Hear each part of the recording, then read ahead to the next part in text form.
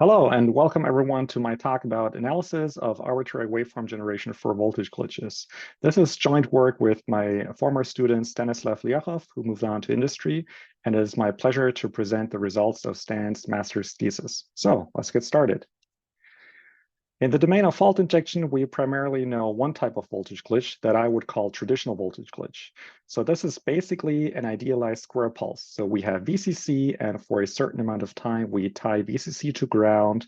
Then we hold on to that for a little while, and then we let go of it and resume normal operation.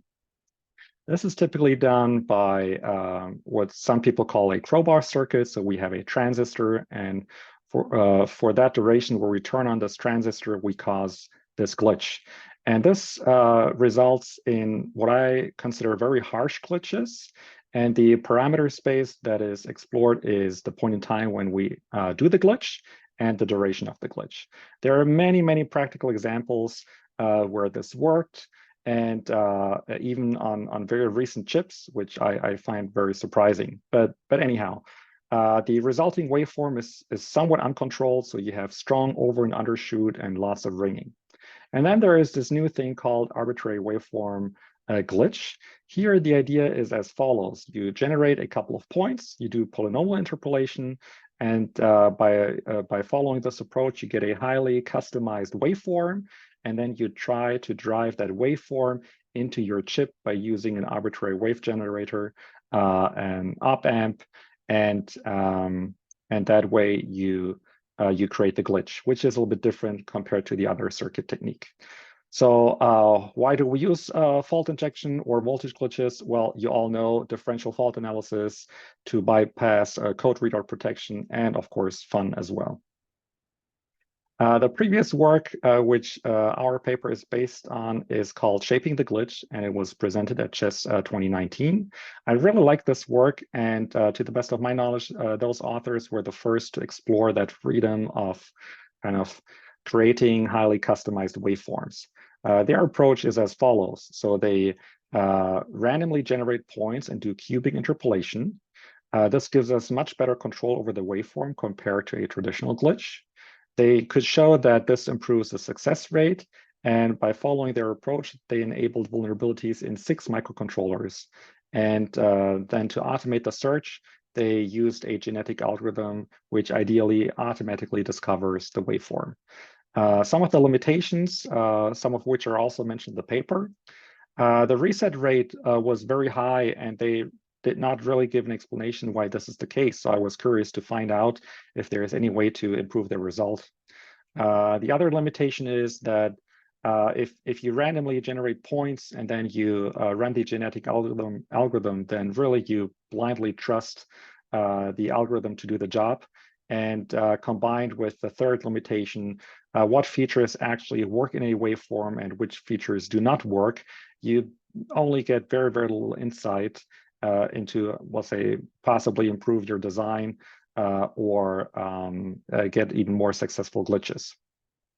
So in our work, what we want to investigate is how to move away from just randomly choosing points. Is there perhaps some smarter way of choosing those points for the interpolation? Is it possible to constrain the waveform and consider hardware limits, such as the slew rate of the op-amp that is being used? And also, can we limit the search space prior to the automated learning, which, of course, when we consider the hardware limits, would be a nice benefit. Some of the challenges we want to solve, we want to find properties in a glitch that promote success and reduce reset rate. We want to generate the waveforms more systematically. And not only do we want to generate the waveforms more systematically, but at the same time, we want to provide strong guarantees that we stay within certain bounds. As you might imagine, using an arbitrary waveform generator and an op-amp is a really easy way to fry your chip. Just to limit the scope of this work a little bit, we want to focus just on the waveform generation part prior to the automated learning. So in other words, this is definitely not about the efficiency of the search. This will be covered in a separate paper. And why does this matter? Well, if you're into security evaluation testing, then clearly you want to minimize the time that you spend on evaluating a certain technique on a given target.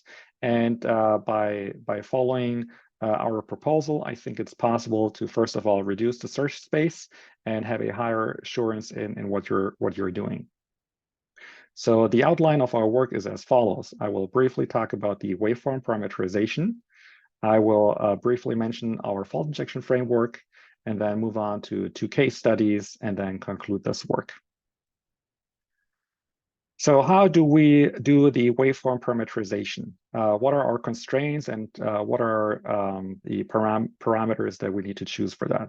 So clearly we need a point in time where we start injecting the glitch, so that's T0, and at some point in time we need to stop injecting the glitch at Tn. And the start and end of a glitch should hopefully start at the nominal voltage and resume back to the nominal voltage to continue normal operation of the chip. And the 2 thresholds that are shown here are Vmin and Vmax. Those are our safety bounds. So any technique we want to do, we want to stay within those bounds. Now, just to demonstrate a couple of problems when doing polynomial interpolation, we picked the most naive way of interpolating a polynomial. And we do so over equispaced points. We set the start and end to our nominal voltage, and then we choose the voltage levels at random. And then we just use a straightforward polynomial interpolation. And well, what can possibly go wrong?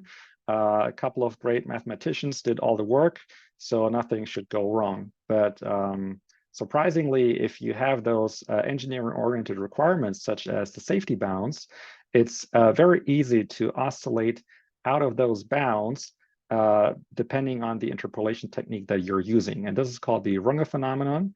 And there are many ways to do this wrong. And in the paper, we have a lot more explanations why this is the case and how to minimize and ways to do it better. So this is just one example where doing just any kind of interpolation would be a bad idea. A much better approach is called a cubic Hermite spline. And this is one type of cubic spline that was not used before. And the basic idea here is the following. On the one hand, you want to have perfect control over your waveform and be able to create any possible waveform you can imagine. At the same time, perhaps you want to ensure smoothness of your waveform such that, let's say, driving this waveform with an op-amp becomes a little bit easier. And one way to do this is to set the first derivative at the interpolation points. So we make sure that the interpolation points are once differentiable, so it's smooth, but not perfectly smooth. And then we can take this idea one step further. So what if we set the derivative at each breakpoint to 0? Well, then the interpolation points can only be minima, maxima in a given interval, or it's a saddle point. And that way, we ensure that the interpolated polynomial will always stay in bounds. And that's the first kind of strong requirement or problem that we want to solve, that we always stay in bounds. Another parameter that we need to check is the selection of the glitch duration. So the start of the glitch, T0, is probably something we would pick analytically. So we do a little bit of side channel analysis. We pick a certain point in time and then do a little bit of brute force just to kind of find that sweet spot that works. Now, the duration of the glitch is really what matters. So there is no need to necessarily select the end point of the waveform. Instead, we really care about the duration. In previous works, this is an additional parameter for exhaustive testing. And the observation here is quite simple. Not all durations make sense for complicated waveforms. So if we have a too short waveform and we try to drive it through our op-amp, then the result might be very distorted. Whereas if we relax the driving requirements and make a much longer glitch, then we actually get the desired waveform. And the reason for that is the slew rate limit in the chip. So not only do we want to limit our waveforms to the safe boundaries, but we want to respect the hardware limits as well. And the way we do this is as follows. So this is our proposal called modular splines that allows us to limit the slew rate. This is based on Hermite splines, but instead of generating the Hermite spline all at once, we created one segment at a time. So we first start at T0 and we select the voltage as V nominal. And then we choose a random point further away from our starting point. And we choose the voltage such that the slew rate limit of the op-amp is considered.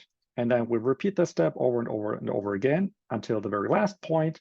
And here again, we choose the distance t n towards our last point, again, such that we don't violate the slew rate limit. So for very small time differences, the voltage can't be too different.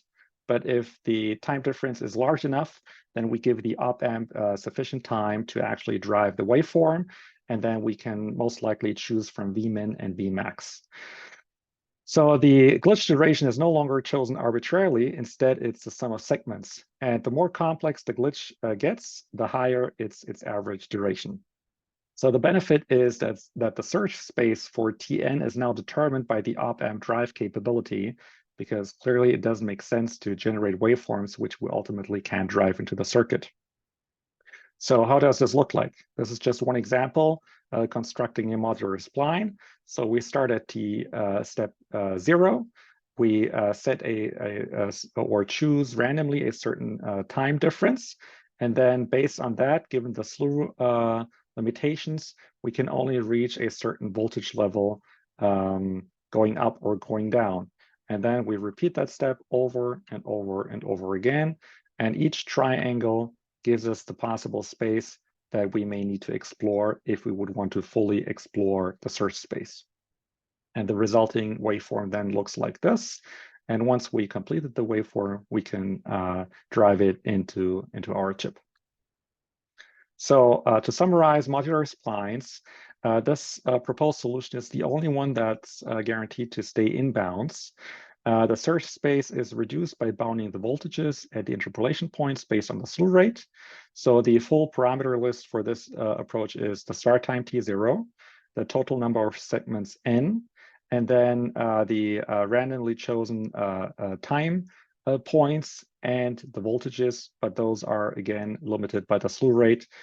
So the search space is smaller, and from my point of view, more aligned with the actual hardware capabilities to drive the waveform into the chip. Here, I just want to briefly mention the fault injection framework that we developed, Awesome Phi. This will be released on GitHub. More details about it in the paper. So I'm moving on to the case studies.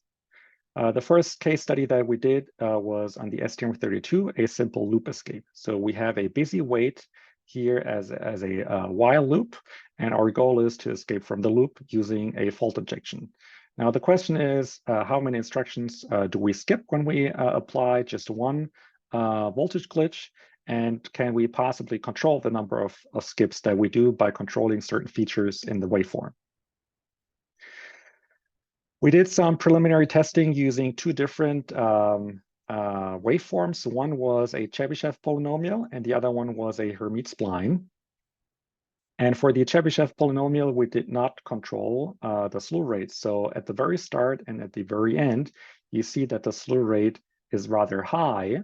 And if we look at this waveform, so blue being the slew rate, red being the waveform, we see that the actual waveform shows a strong overshoot towards the end.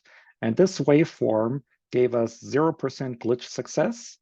And then we tested another waveform based on the Hermite spline. Here, the center point is the same as for the polynomial. This time we controlled the slew rate here in blue. And towards the end, you see that the slew rate approaches 0 and there is no overshoot. And what we noticed is that for the Hermite spline, we have 40% glitch success. We tried various other options, making those two very similar. And the overshoot towards the end was something that really had an impact on the success rate when glitching the loop escape scenario. Then we wanted to explore the topic of what we term specificity. So can we look for waveforms that achieve single versus double instruction skips? And here I would like to mention that the chip was clocked at 8 megahertz. So 8 megahertz is a period of 125 nanoseconds. And we applied just one glitch at the very same point in time, but we changed the shape of those waveforms and controlled the slew rate. And what we found was that the waveform here shown in blue skipped a single instruction with very high success rate and basically didn't cause any double instruction skips. Whereas the yellow or orange waveform allowed us to perform a double instruction skip with very high success rate, while still allowing for some single instruction skips to happen.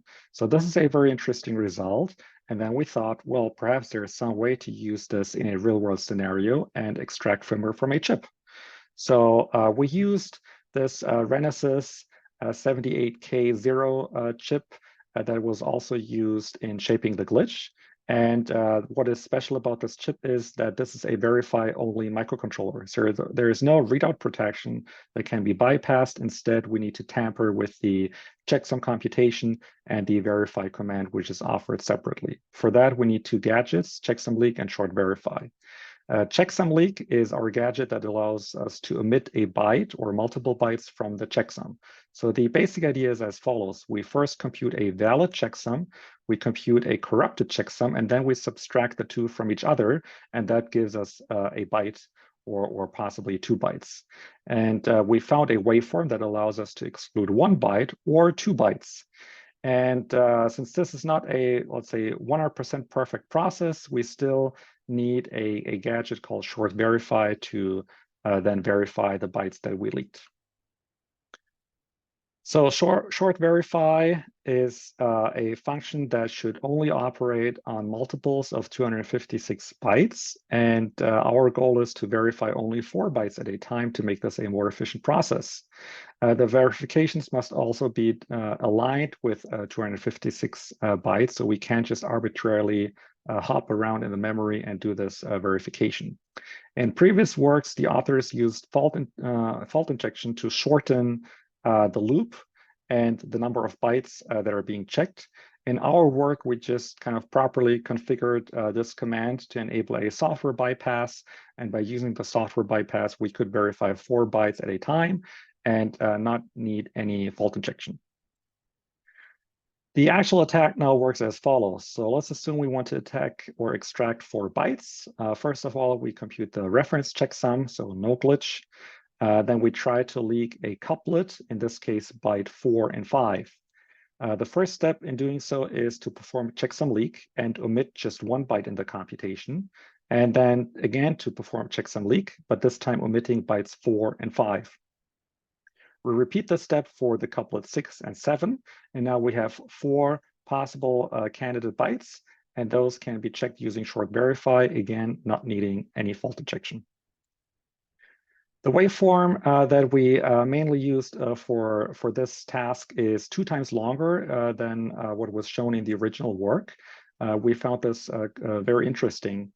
Some properties of this waveform are that it's very smooth because we controlled the slew rate. There is also no overshooting. And what we noticed is that the reset rate is much, much lower for this type of waveform. And because the reset rate is lower, we can perform many, many more glitches per given time interval. And of course, that's a good thing because more glitches gives us more successful glitches, and overall, the process is faster. So the benchmark, which they used in their paper, assumes that you do 10 minutes of glitching. We used the exact same conditions. The vulnerability short verify, in their case, was relying on voltage glitches. In our case, we just used a software bypass. So every short verify we issue is a success. Short checksum is another gadget which they used in their paper, but due to our extraction technique, that's not something that we need at all. So the only vulnerability in terms of voltage glitching that we need is checksum leak. And here we have a similar success rate that we feel confident putting into a paper because we consider it repeatable, while at the same time, reducing the reset rate significantly. And this much lower reset rate then results in a much higher number of glitches. So overall, the presented techniques of modular splines, of controlling the slew rate, and considering this, the safe bounds, allows us to make this attack much more powerful than it was before. To conclude this work, I would like to point out that from my point of view, arbitrary wave voltage glitches provide interesting new opportunities. I think their full potential has not been realized yet. And we proposed and demonstrated a new waveform parameterization method that we consider highly suitable for this task. And using specificity, we were able to vastly improve an existing firmware extraction attack. Future work will cover questions such as, can we create a waveform possibly without interpolating over points? Based on the modular splines that we already have, we see that they align quite well with new search strategies, and this is a current work in progress. And one other topic I think we're all interested in is how well does cross-device profiling work, and how well does this perform when facing countermeasures? Thank you very much for your attention. I hope you all have a great stay at FDTC and chess, and I hope to see you soon. Thank you very much.